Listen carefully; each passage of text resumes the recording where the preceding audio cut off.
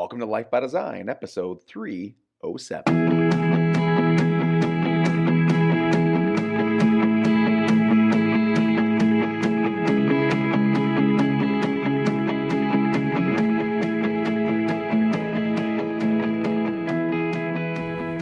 Welcome to Life by Design. I'm your host, Dr. Kresimir Jug, and I am not joined by my colleague, Dr. Jamie Richards, and also brother from another mother, because I am away on the day that we typically record together. So I am recording this podcast special for you. I found an interesting article, and it's on how to read nutrition labels or how to read food labels. Now, what's happening in America is by 2021, the way that food is labeled is getting a makeover, as they're saying it. The FDA has mandated that there are different requirements now being required to label food.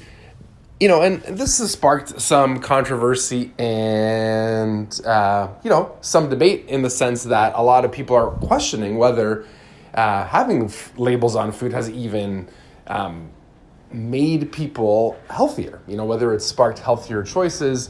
I think the article, and of course, if you want to read the article, go to lifebydesign.com/podcast. It's there at the bottom.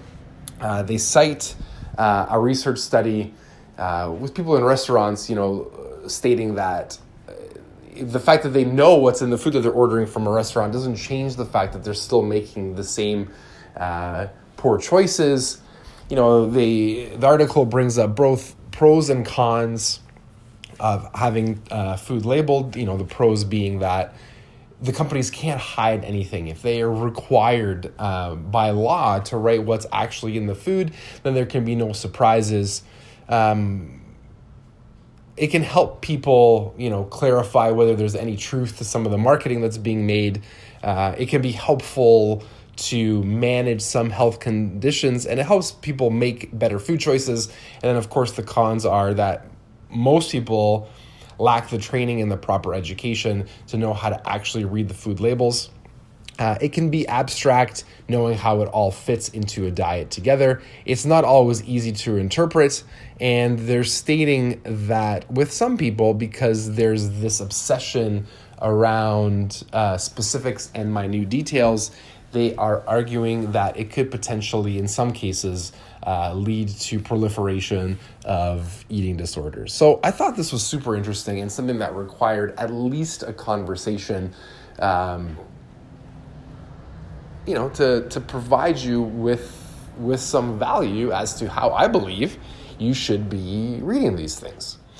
So remember, my background and my recommendations for eating and nutrition and at Life by Design, it's, making sure that you are putting food into your body that meets your nutritional requirements while providing the least amount of toxicity possible. So if you've ever been to an Eat by Design seminar, you'll remember, or if you haven't ever been to an Eat by Design seminar, I'll spoil the surprise. The first rule of eating by design, or the first principle of eating by design, is eat real food. Now, real food is food that is as close to nature or its natural way of being as possible. So, my recommendation when it comes to labels is try to read the least amount of labels possible, preferably none, because the food that you're buying has no labels. Because there's only one ingredient in the food. When you go to buy apples and you go to the produce section and you're picking out apples, or you're picking out broccoli, or you go to the meat counter and you're getting a piece of steak or you're getting a piece of chicken, the reason that there's no labels on any of this food is because it's real food. Is because the only ingredient in steak, yes, of course, I'm being, tongue-in-cheek here, but yes, but really the only ingredient in steak is beef, is meat. And the only ingredient in broccoli is broccoli. So there's no labels to read because you're eating real food.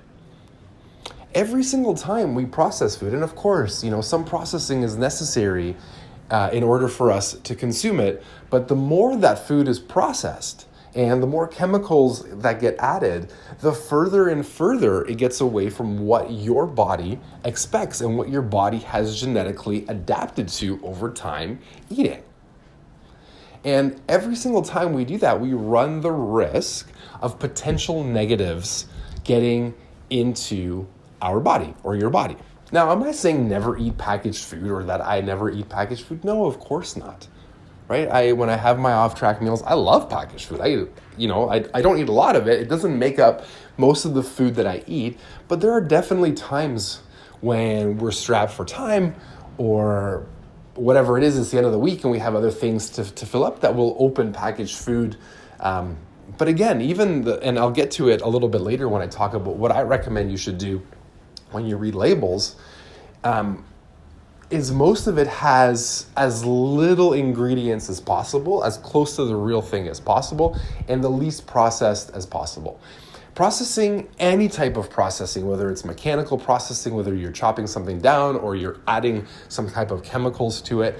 And again, it's not that I'm against the chemicals for chemicals, right? There's some chemicals that we know that we can digest and we can take into our body with no long-term harm.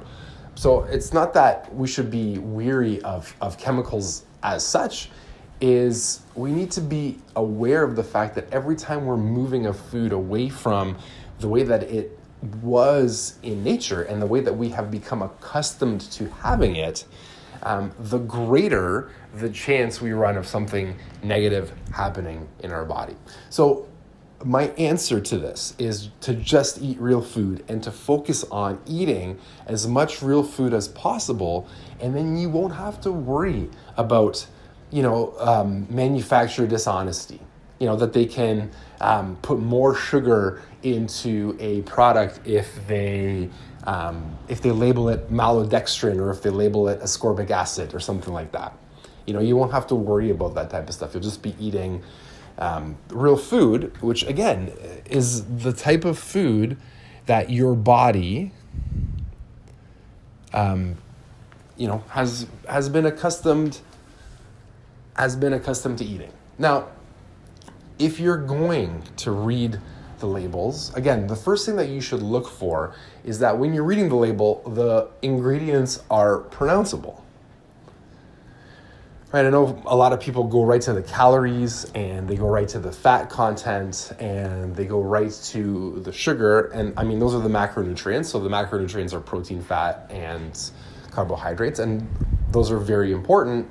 But it's not just, keeping this idea of real food at the forefront. It's not just the macronutrient profile. I would much rather eat food that's higher in calories, but have it be more real food than food that is much lower in calories or low fat or no fat, and have it be some type of chemically extracted or processed type of food in order to get into that state.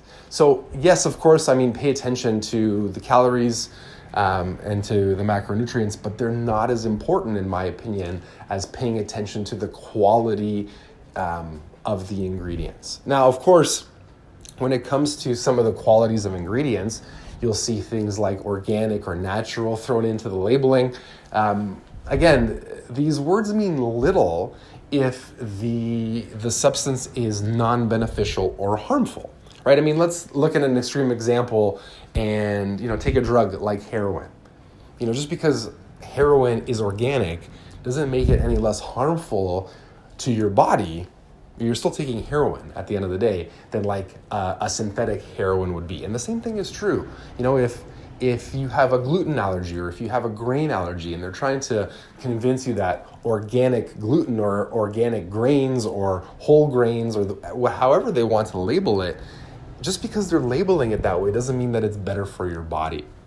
So when you're reading these labels, again, I can't stress this enough. My first recommendation is to not read labels and to not choose food that has labels. My first recommendation is to eat real food as much as possible. But if you're getting into the situation where you're going to go for some packaged food and you're wondering which foods you should be eating, criteria number one is that you're able to pronounce the ingredients, that most of the ingredients are real food ingredients and they're not things that you cannot pronounce, or you don't know where they come from. And again, look for slang terms or throwaway terms like organic or whole, or things that they're trying to add to try to, play on keywords in marketing that we're coming accustomed to, signaling health. Then I would look for any type of wheat. I still believe, and there's still enough data to suggest that wheat is very harmful for a lot of people. So I would try to avoid any products with wheat. And yes, of course, sugar would be next. And if you can those are great starting guidelines if this is something that you're doing. So most importantly, check out the article. Because I'm interested to know your thoughts and to see what they say. But again, just recapping this very quick message in this quick episode, please try to eat as much real food as possible. And that's step number one. And if you can do that, and you'll be fine. The chances of things happening to you if you're eating more real food are much less than if you're going for even packaged food. And if you're going to look for packaged food, please, again, read the labels and look for ingredients that are pronounceable, that are still whole foods, that have not been overly processed. Watch out for the buzzwords and make sure that the sugar content is on the lower side. Give it a shot, guys. I'd love to know how it goes. Enjoying the drive to 1 million families worldwide, living life by design.